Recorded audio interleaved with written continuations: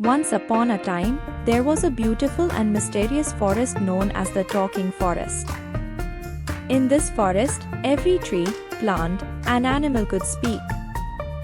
The children of the nearby village had heard many tales about this forest, but no one had dared to venture in, as uncovering its secrets seemed impossible. One day, little Vicky and his sister Sima, who loved the stories about the forest, decided to embark on an adventure to explore it. They packed their bags with snacks and set off towards the forest. As soon as they stepped into the forest, they encountered a charming squirrel who began telling them about the forest's unique features. The squirrel explained that every animal in the forest had a special power. They soon met a wise owl, a mischievous monkey, and a kind elephant. The owl told Vicky and Sima about a magical tree in the forest that could grant any wish, but to reach it, they had to solve hidden treasures and puzzles scattered throughout the forest.